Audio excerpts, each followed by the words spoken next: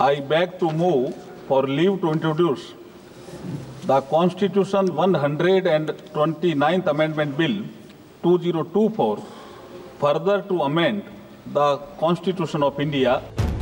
लोकसभा रे आगत है प्रबल विरोध भितरे जेपीसी को गला वाद विवाद भितरे संसद रे पाद थापिला one nation one election bill.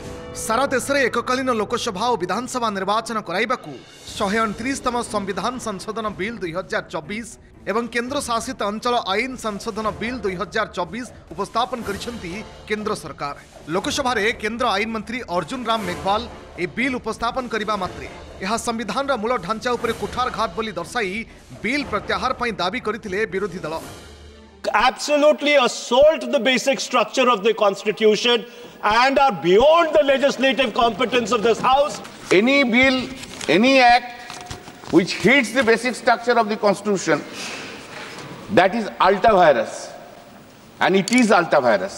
तेबे केंद्र गृहमंत्री अमित शाह कहिसंती कैबिनेट रे ए बिल आसीबा परे प्रधानमंत्री मोदी मध्य कहिथिले जे एहा सबु स्तर रे विस्तृत आलोचना पई जॉइंट पार्लियामेंट्री कमिटी बा जेपीसी को पठा जिबा उचित।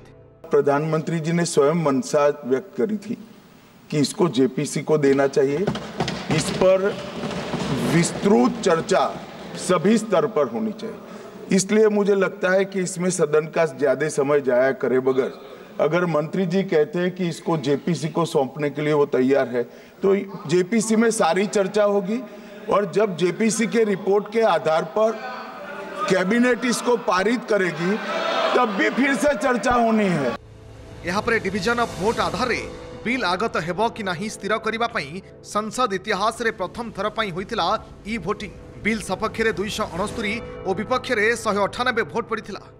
बहुमत के पक्ष में मतदान हुआ, बहुमत प्रस्ताव के पक्ष में हाँ।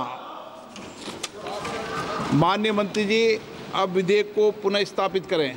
बिल समर्थन रे अधिक भोट पड़िबारु एकक निर्वाचन बिल लोकसभा रे विधिबद्ध भाव रे आगत हेबा सहित यहाकू जेपीसी को पठा जाइछि।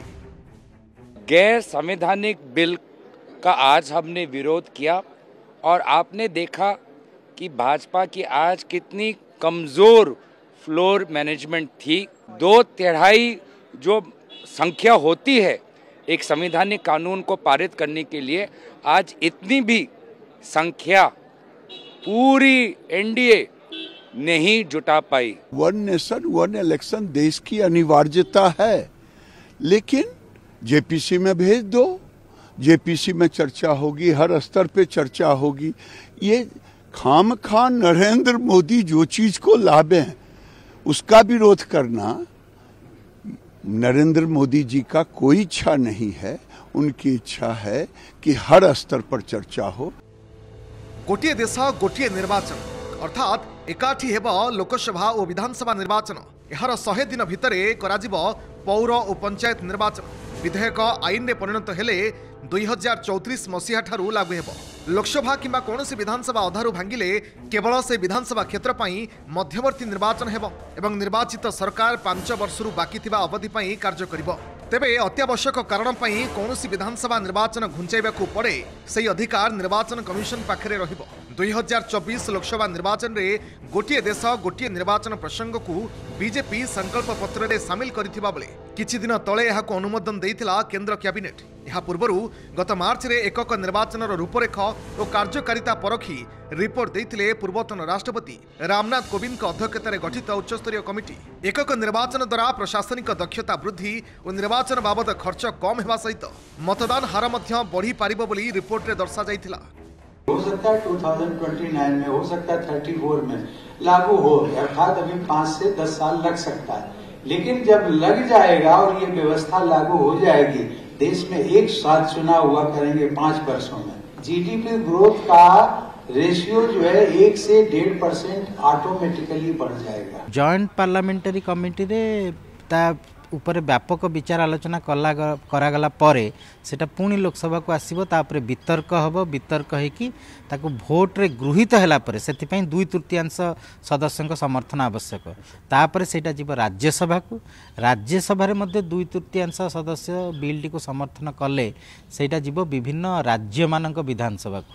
2/3 राज्य जदि बिल प्रति निजर सहमति प्रकाश करती ताहले यह जीव राष्ट्रपति पाखक स्वीकृति पाई। तेणु कहबार कथा होची जदियो बिलटी आगत होती कि बिल पास होगापी एक एक समय सापेक्ष प्रक्रिया एवं एते सहज नुहे। ब्यूरो इनपुट सह कटकरू प्रभात बिशोई रिपोर्ट ओटीवी।